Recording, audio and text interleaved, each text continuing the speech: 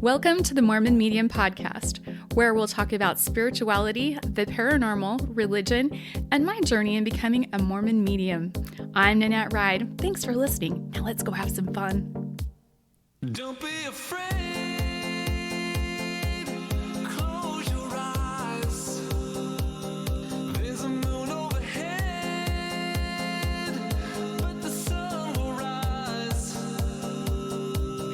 Blood on our lips, such a poisonous bite. The sound of our hearts go bump, bump, bump in the night. Hello and welcome to the Mormon Medium Podcast. I'm Brad, and I'm here with Nanette, the Mormon Medium.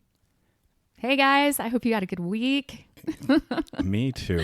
Do you know, it sounds very robotic. Like I could probably take that opening and just splice it in every single week. You probably could. I don't think I change it at all. I need to start becoming a little more original. You are original, baby. Yeah. Does that mean I'm old? Is that what you're saying now? No, I'm always 7 years older than you, so I can't be saying that. Right. Talk about OG. Nan is the OG. Original gangsta. Gangsta, spiritual gangsta. Yeah, she's a spiritual gangsta. I love it. So today on our spiritual gangsta podcast, we are going to talk about a trip that Nan and I took to Pennsylvania. It's a little bit of a ghost story. It's a lot of bit of a ghost story. It's a lot of ghost story. And this is a shout out to Brad's mom. She asked us to do this. So we're going to tell this story. Yeah, she had actually brought up, oh, you guys need to talk about that Pennsylvania trip and the bed and breakfast you stayed in. And so here you go, Mom. This one's for you. So many of you may not know, but Brad's job isn't actually a stripper, although we do tell everybody he is a stripper. But his job actually takes him to different factories throughout the United States and Canada, and he does risk management for this company and goes to different factories and kind of helps with safety and risk management. And so during his job, we traveled to Pennsylvania, and I'd never been to Pennsylvania other than during the Police Unity tour when we stopped off in Philadelphia and in the middle of the night, and I got to actually sneak in because we had police hookups. Got to sneak in and see the Declaration of Independence, and so I got to see the Liberty Bell, and I actually got to lick it. I don't know why you would want to lick the Liberty Bell. That's the weirdest thing I've ever heard. I know, it's really weird. I know. I licked the Liberty Bell. Do you know how many millions of people have touched this? No, actually, Gross. they don't let people touch it. That's the crazy thing. They don't let people touch it anymore. It's all gated off and you can't go touch it. But the police let us touch it. And I don't know. I have this thing about it. Like when we got married, your ring wouldn't go on and I licked your ring. Yeah, but so I was like all swollen from the heat. I know. But it's like I claim you when I lick you. Oh, boy. So many places that could go. Oh, do not even do that. We are not 14 right now. So, yeah, apparently Nan licked the Liberty Bell. The Liberty Bell. Yeah, but that's the only time I've ever been to Pennsylvania. So the trip with you, I got to see a whole new different part because Philadelphia is a city. Philadelphia is very different from the rest of Pennsylvania. Pennsylvania is a beautiful state. It's so green. It's so lush. Yeah. So beautiful. And those dream beautiful houses. Oh, yeah. Those are like some of my dream houses. Yeah, just the beautiful colonial, just absolute gorgeous craftsmanship. Yes. And I loved at night, those houses would have candles in each window of the house. And that's always been kind of a dream I've always wanted to do. Even at the farmhouse, I used to do that. Yep. Candles in each one. So I must have lived another lifetime where I lived there because that's weird. Yeah, you might have to explore that a little bit. Yeah, a little bit more past life regression, I guess. Right. Well, and look, when I learned I was going on this particular trip, I asked Nan if she wanted to go, and she's like, yeah, I think I would like to. When I told Nan that one of the places I was going to go was Hershey, Pennsylvania, she was a little bit excited. Chocolate! Yeah, she was excited. She was like, oh, I want to do that. I'm like, yeah, they've got the Hershey factory there. You can go on a tour. And she actually did go on a tour of the Hershey factory. It was amazing. Yeah. Didn't So you get cool. to make your own Hershey bar? I got to make my own bar. Yeah, it was not good. I'm a little too creative. Nan is not a good chocolatier. Yeah, the chocolate was great. It was just the stuff I added to it, not good. What did you put in it? Oh my gosh, it was a kind of fruit and the nuts. If I would have just stuck with the nuts, I would have been fine. But the fruit didn't taste good with it, so I was like, bad choice. So, when you're making a chocolate bar, don't make it like a fruitcake. No. I was being creative though, so I figured, why not? Yeah, exactly. More is better, right? No, just simple. I love it. Yeah, I didn't get to go on the tour because I was working. And that's kind of the thing. Like when she goes on a work trip, she sits around a lot while I go to work, unless she gets an Uber and goes somewhere. So I started finding unique places that we'd be able to stay that were near where I would be working. So I wouldn't have to travel a long ways to get to work. It was really hard the first few days because we stayed in a tiny little town called Mercersburg. And Sleepy town. very sleepy town. There's not much there. There's a couple of restaurants, a couple of bed and breakfasts, an old inn, a tire shop, a tattoo shop, and An academy? Yeah, they have like this Mercersburg Prep Academy, which is, a big prestigious Christian school. For high school. Yeah, students. like a high Yeah. school prep school. It's super cool. The campus was gorgeous. We got to go there. Well, and the cathedral there, just gorgeous craftsmanship. Just gorgeous. Yeah. Beautiful area. But Yeah. the place we stayed at was an old mansion. It was turned into a bed and breakfast. And so we stayed there. And Nan was like, well, I want to do some writing, so it'll be perfect. I can just sit down and just relax while you're gone, and I'll write. And so I felt good about that. I wasn't like, oh my gosh, I hate leaving her there. She's just going to go crazy. She had something to do. So we got to this place late at night because our flights were late. We had to drive a little ways to get there. And it was dark. Like there's no streetlights. No streetlights. And there was only like 3 cars in the parking lot. So, yeah. We're a little nervous. We're like, oh my gosh, hopefully we can get into this place because it was locked up. It was locked up. Yeah. But they had sent us a code, so we were able to get in through the back door. And then they had left our key on the front desk. And it was a real key. Like, who uses a real key anymore? But this is an old bed and breakfast. I had like a really cool looking key. Well, and it's a giant mansion. Like it's kind of up on a hill a little bit, and as you look at it, it's got these great big columns in the front, and it's huge. Well, and it's like 4 stories. Yeah, So- with a giant, beautiful, like mahogany staircase that is a big double staircase that came down on both sides of the foyer, and it's fancy and beautiful. And because it's super rural, it was fairly inexpensive, which was nice. So nice. Little creepy. I'm not gonna lie. Yeah, as we walked in, we picked up our key and we're like, okay, they just leave these things just laying down here? We're like, all right. So then we had to find our room. Yeah, there was no one around. Like everything was dark. We had to kind of explore all the levels and try to find room 5. That's where we stayed. Yep. So we walked upstairs and we literally just wandered around in the middle of the night in this old mansion trying to find our room. And we're trying to be so quiet too, and we've got our big bags and we have to go up those staircases and we're trying to be quiet. Yeah, it's hard to do. Yes. But eventually we found it, and it was just beautiful, right? Knickknacks here and there and artwork and, just it was a beautiful place. Oh, antique furniture everywhere. Just everything was gorgeous. These antique pictures, and you could see the families that used to live there, and the feeling was crazy. So the family that lived there in 1917 was the Byron family, and they had a couple of kids, and our room was tucked back kind of in this little tiny hall.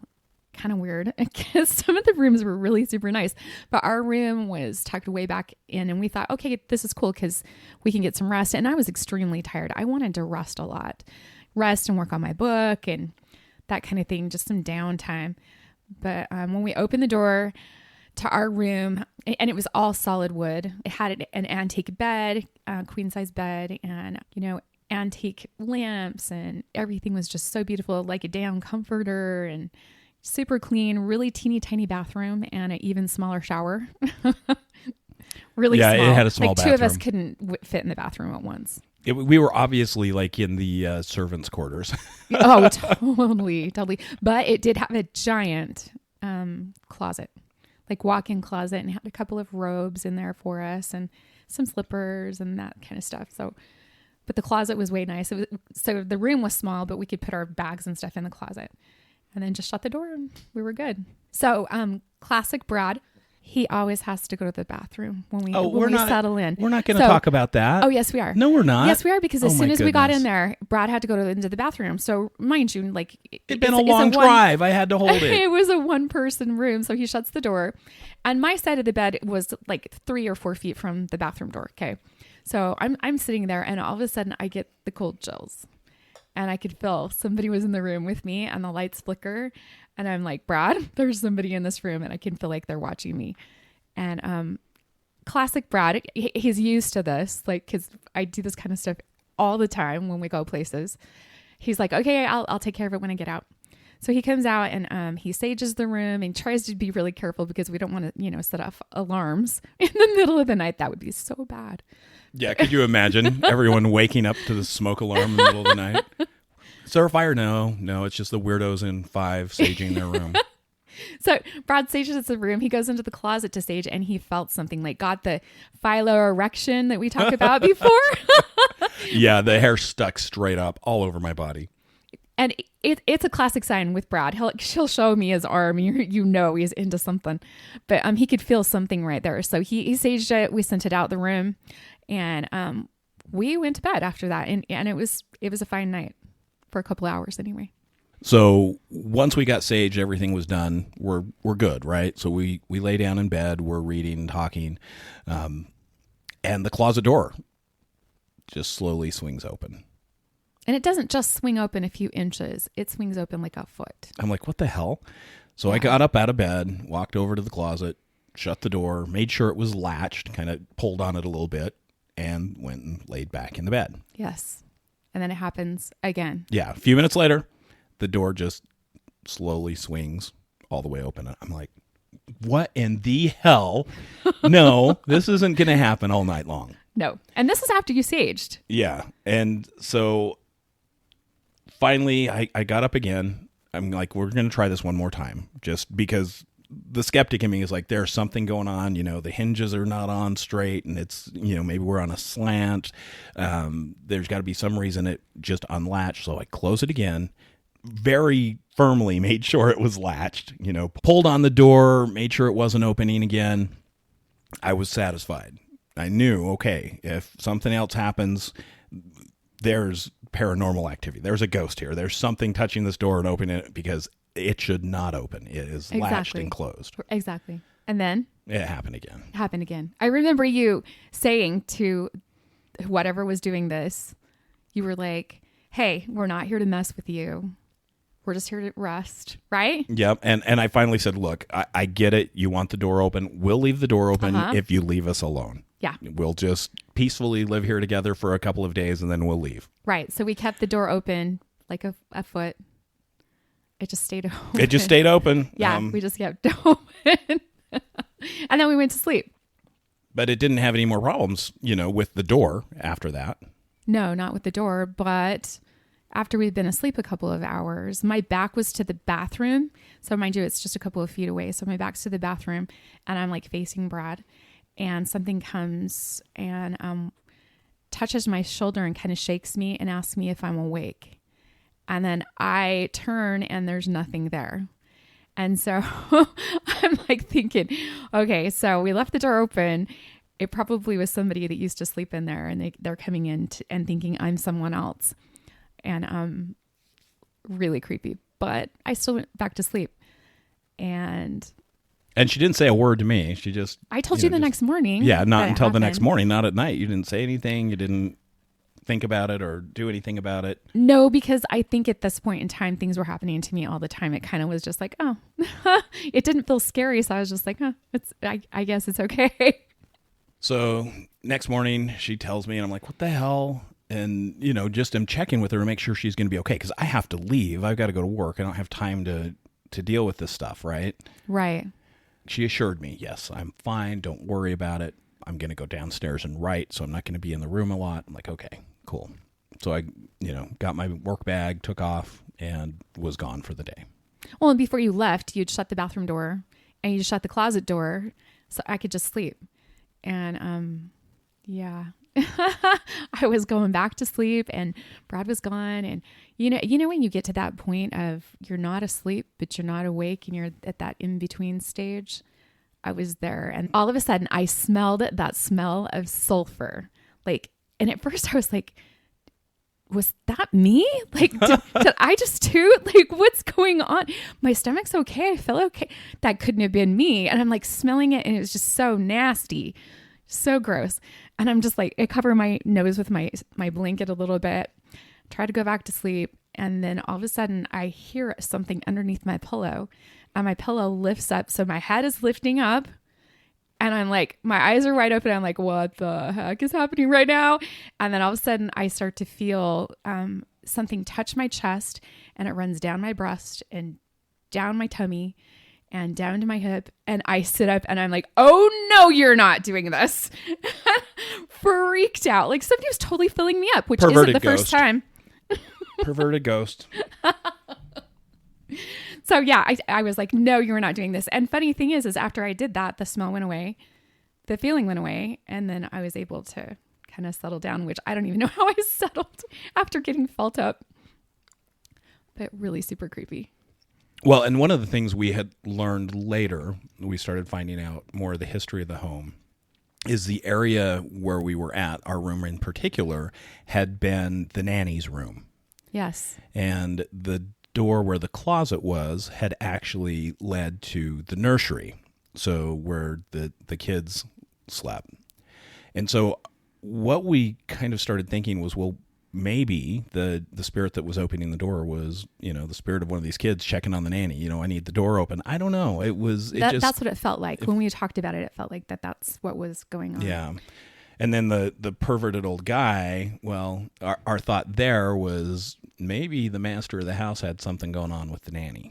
But when we learned, there was actually a Civil War cemetery right next door. So there's this haunted old house that was right next door to the bed and breakfast. The house next door looked like Monster House. Yeah, it was creepy. It was so terrifying.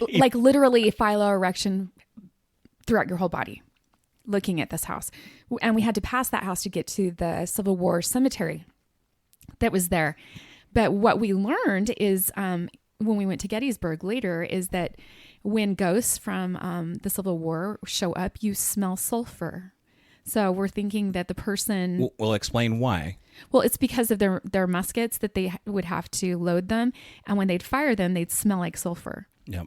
Because of the gunpowder. Because of the gunpowder. Yep. Yeah. And so we're thinking that the ghost that felt me up and lifted my pillow was a Civil War soldier. And that's why I smelled the sulfur. So, yay, I didn't have an upset tummy. But so creepy. So creepy.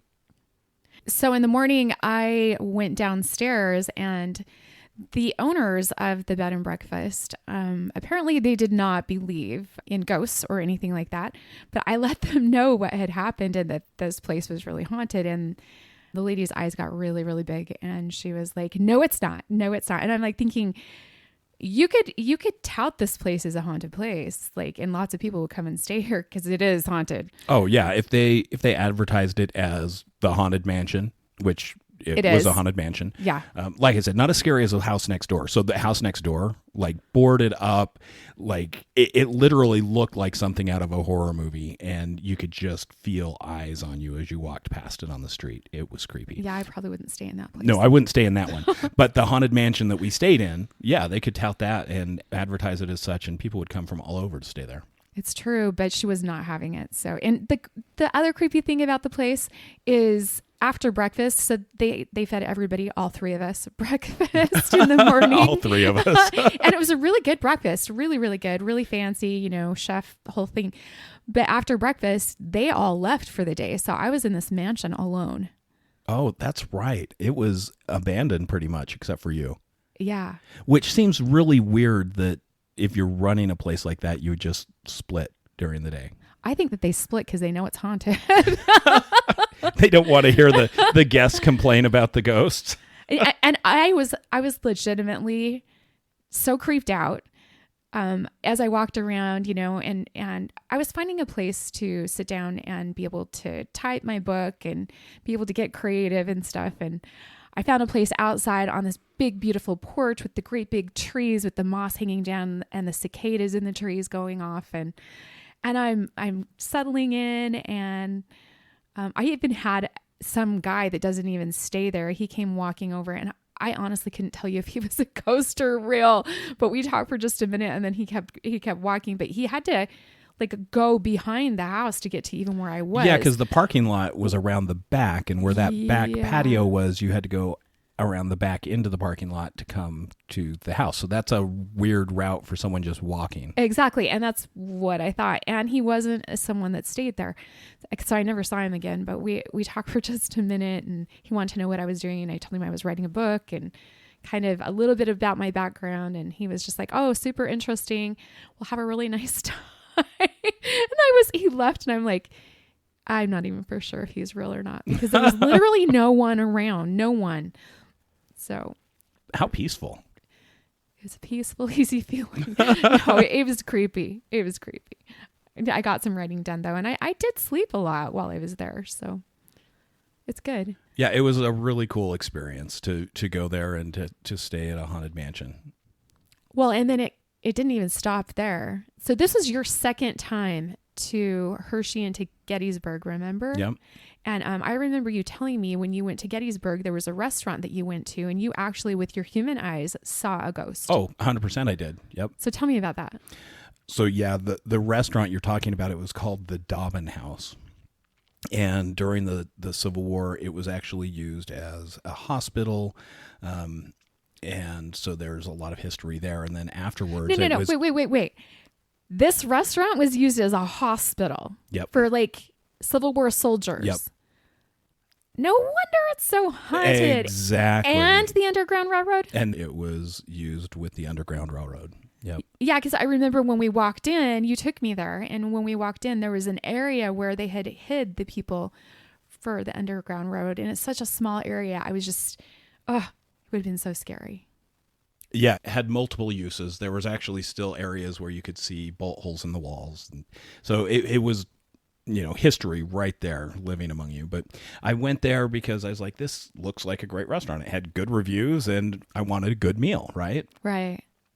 So I went there. I'm sitting in my little table all by myself, and I'm watching, and I just see this lady in colonial garb and carrying a tray of something. I don't know what it was. Initially, I thought it was a waitress. I'm like, oh, that's cool. They're all dressed up in era, costumes. But it wasn't, because she just faded. You saw her disappear? Yeah. Yeah. It was very cool. I was like, whoa, all right. And then I just kind of kept watching and, looking up in that area. I didn't see anything else. I didn't feel anything. It didn't feel creepy at all. It just was like, oh, just someone passing through. That's amazing. Doing their job. That's amazing. And that's why you took me there. Yep. And we didn't really good see food. anything when we were there. But No. The food was really good, though. But we went to that place. Was that before or after Gettysburg? That was before. We went there into the town, and then we drove out through the battlefields. Yeah. And if you've never been to Gettysburg and experienced that battlefield, highly recommend. It's very somber. The energy is very heavy. Somber is a really good word for it. It is. You could feel, if you close your eyes and you just really feel into it, you can feel the fear and the sadness and the horror and everything all at once. And I remember doing that and just sobbing. Yeah, just absolutely sobbing. It's very overwhelming. Yes. Well, and previous to the Civil War, there was the American Indian War there as well. And so a lot of Native Americans were killed there on that same ground. So that ground is hallowed, and extremely heavy. Very, very heavy. Yeah, it was. Overall, a really amazing trip. just Yes. filled with Such emotions history. and history and lots of feelings and, experiences that just came across the veil to us. Yeah. Such a unforgettable experience in such a beautiful area of our country. So highly recommend if you go and if you want to stay in a haunted bed and breakfast. Yeah, we can give you the name. It's weird. Does shit like this happen to other people, or is this unique to us? Hey, reach out and tell us if shit like this happens to you too. Right? Like, seriously, weird shit happens to us, and I don't know if it's just us or it's something about us that's attracting ghosts like a moth to a flame. Oh, I think definitely because we're both pretty gifted. I think that things happen to us, but I think other people are gifted as well. And probably we aren't the only one. Yeah, I'm sure there's other people out there who all of this same stuff is happening to. I can't imagine it not. We need to go to some more haunted places this year. I think we should. If you guys know of some place that's crazy haunted and you've had experiences there, let us know, because we would love to travel to some of these places and spend some time there and see what we can learn. Yeah, we could take our podcast to these haunted places and let you know what goes on, and maybe take some of you. Let us know if you'd be interested on going on a paranormal tour with us somewhere in the country. I'm thinking New Orleans would be really fun too. I'm drawn there. A lot of history in New Orleans. A lot of history and so much. And vampires. I mean, that's where... Voodoo. That's where our dog got her name, is Voodoo. Yep. It's where all the Anne Rice novels are written. So That's so true, right? Interview with a Vampire. It would be so cool to actually go through some of the plantations there and see what we feel. Which vampire was sexier, Brad Pitt or Tom Cruise? Oh, Brad Pitt every Okay, time. good I know answer. he's your He's my hall man pass. crush. Your hall. Oh my gosh. So what you're saying is you are gay. I don't know, maybe for Brad Pitt. Yeah, you would give it up for Brad I Pitt. might, yeah. I think anyone would give it up for Brad Pitt. He's just so timeless. It's true. But as he's aging, he looks just like Robert Redford, I swear. I think he's a better version, though. Yeah. Yeah. I agree with you, though. He's kind of like, he's probably an illegitimate son of Robert Redford. They look so much alike. They do look a lot alike. You could really see it in A River Runs Through It, where they were in the show together. Yeah. Remember? Yeah, it's true. Mm-hmm. Very true. Wow, we just went Hey. off on a tangent there. So do you want to grab some cards? Sure. Here. Okay, everybody has been asking us to draw cards. Brad started a thing. So we drew from the shamanic deck. Actually, Brad did. And the shamanic deck, it has an essence of the card, and then it has an invitation if it's upright, or medicine if it's upside down and it's upright. So read the essence and... No, go. Oh. So the card is lightning. So the formidable electrical discharge of a lightning bolt brightens the sky and strikes the earth, accompanied by a mighty sound of thunder. This phenomena has a positive aspect. The light illuminates the earth and the psyche. But there is a destructive side as well. The bolt can burn and even kill if it's too strong. So the invitation, because it's upright, is the forces of the upper world are investing their gathered energy to ignite you with a new inspiration and creativity. Allow this divine gift of awakening to take root in your being and enjoy a renewed sense of clarity, passion, and vision. Cool. I like that one. So sum it up for the week, Brad. Renewed energy, passion, and vision. I think that's it right there. That means you're all going to have a great week. Yep. Just look at it with new eyes. Slow down. Enjoy what's around you. And don't be so focused on the end goal that you forget how amazing the journey is. The journey can be beautiful, right? And it should be. Guys, thank you so much for tuning in. If you are interested in supporting the show, you can do that through the show notes. There's a link to buy me a coffee. And you can also schedule a balance or a reading with Nanette, the Mormon medium, through the link in the show notes as well. Her calendar is there, and you can just schedule directly without having to go through any crazy loops or hoops or jumps, or what would you call it? No bureaucracy. It's easy. Sign up. Come see her. Thank you so much. We appreciate all you do. We love you guys, and thank you for your support and all your love. And if you guys have any questions or suggestions, please reach out to info@themormonmediumpodcast.com. And you have an awesome week. We'll see you On the other side of the veil.